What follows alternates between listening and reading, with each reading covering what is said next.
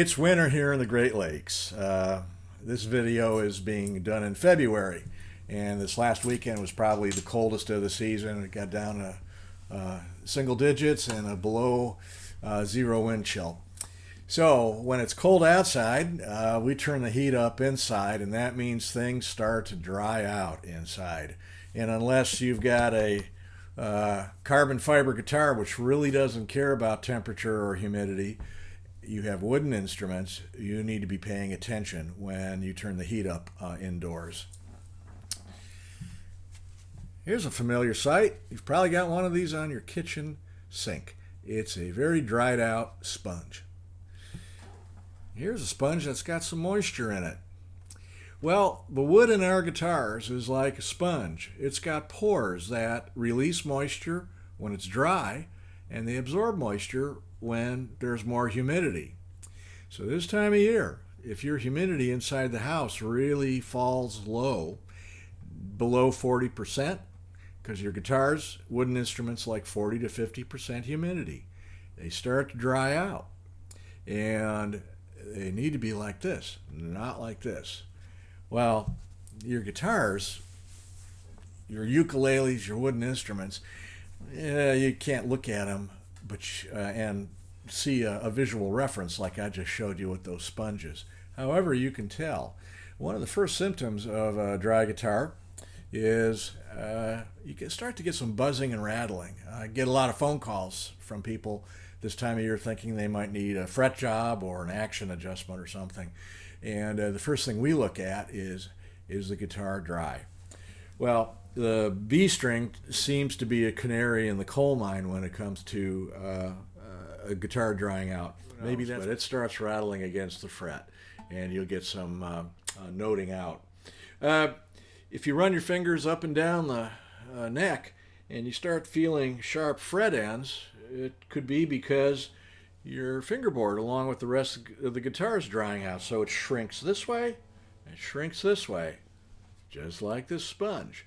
And so the metal frets, which of course won't shrink, poke their ends out, and you get this nasty, sharp area.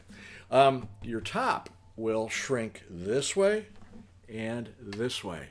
So when that happens, the guitar just sort of like shrinks in on itself, which causes the strings to sink closer or lower your action to the neck.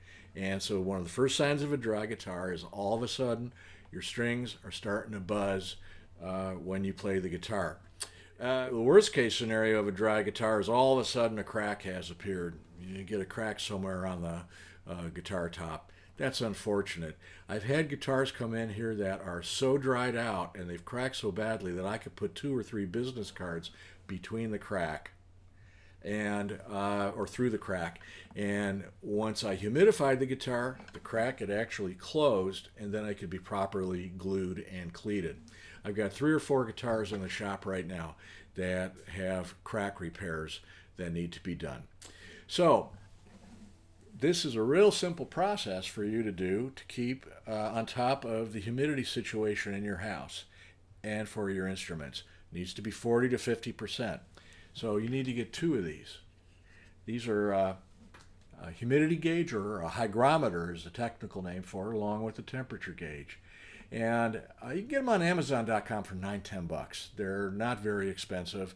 I find the online music stores, they tend to really charge a premium for these, and you can get a really good one for $9-10-12. So why have 2 of them? Well, you want one in your guitar case so that when you're humidifying your guitar, you can tell what the humidity is inside your guitar case. It's actually possible to over-humidify a guitar, but we'll deal with that some other time in another video. You also want one in your room so that you know what the room humidity is. If it's over 40%, 38, 40%, don't worry about it. You can leave your guitar out of the case and continue to enjoy it and play it out of the case. As soon as it falls below 40%, it's time to put that guitar or instrument in its case and humidify. So that's what you need, just 2 hygrometer, thermometer gauges. And then you need to figure out how you want to humidify your instrument inside its case. I use a couple systems. The one I've been using for a lot of years is the Oasis system. Uh, there's gel capsules inside that absorb moisture and then slowly release the water out through the Gore-Tex membrane. Um, they require some maintenance, but I like them because they're so effective, and I could put multiple units of these inside a guitar case when I really need to rehumidify quickly. They can go between the strings or just inside your case. So if you decide to use the Oasis system, make sure you follow the manufacturer's directions on how to care and feed these things. Another simple way to humidify your case is take a good old household sponge, put it in a heavy-duty freezer Ziploc bag, and punch a bunch of holes in the bag with a pin, not larger than that, and then put this in your guitar case, and it will slowly release the moisture and humidify your guitar. Now, and then when it starts to dry out, just pull it out of the bag and rehumidify.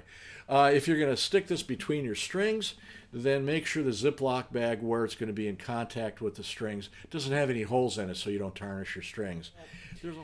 It's simple, and if you get a guitar crack and need it repaired, well, you know where to find me, and that's a simple process. Just make sure your indoor humidity is between 40 and 50%. When it's not, put your guitar, your wood instrument, in its case and humidify it. Give it a drink. Just like we need to be hydrated, so do our wooden instruments. So that's it for now. Stay warm, enjoy the winter, and keep on picking.